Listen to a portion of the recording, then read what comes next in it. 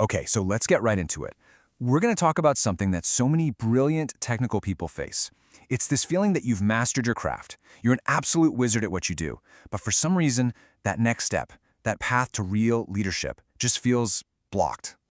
Think about this number for a second. 17. Yeah, that's 17 years of deep, in-the-trenches, hands-on technical experience. We're talking nearly 2 decades spent becoming the go-to expert on everything from SD-WAN to industrial security. You're the person they call when things get tough. And yet, after all that time, after all that expertise, you might be looking at that closed boardroom door and just thinking, what gives?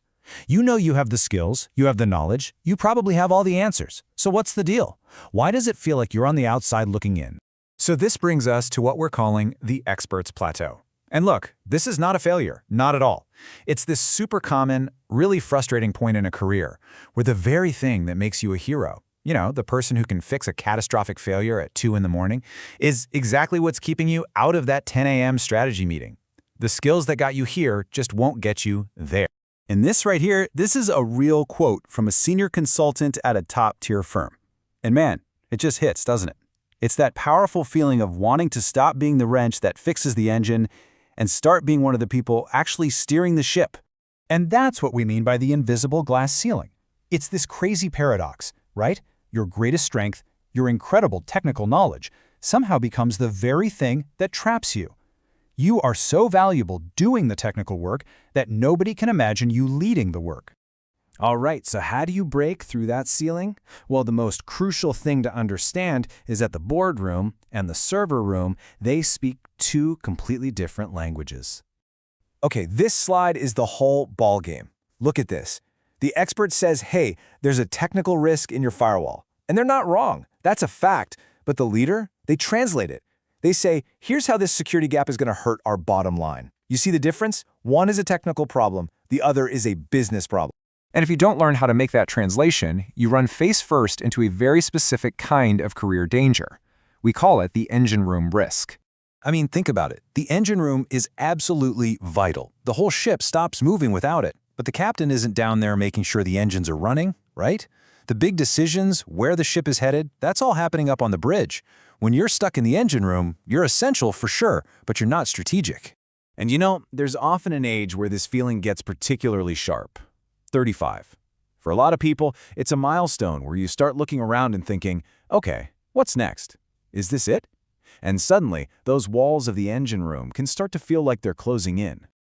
Okay, enough about the problem, let's talk about the fix. It's time to get into the leader's playbook. And spoiler alert, this has nothing to do with working harder or logging more hours. It's about a whole new game plan.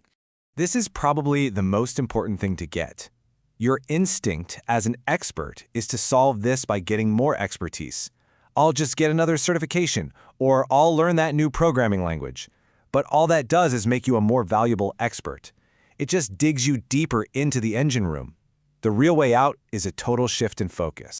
What you're really aiming for is something called executive presence. And listen, this isn't some magical quality you're either born with or you're not. It's a set of skills you can actually learn.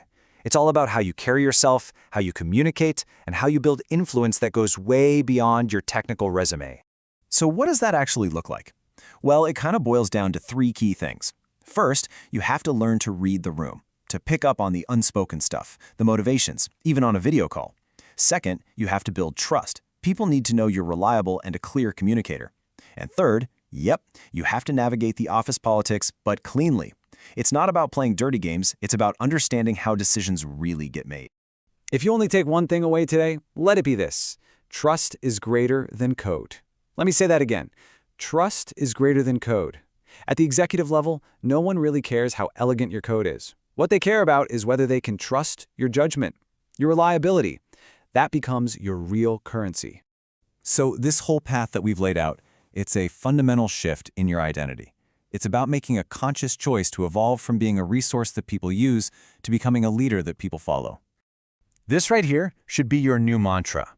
Seriously, don't just fix the machine, lead the business. It's about stopping defining your value by the problems you can fix and starting to define it by the direction you can set. And that's a choice.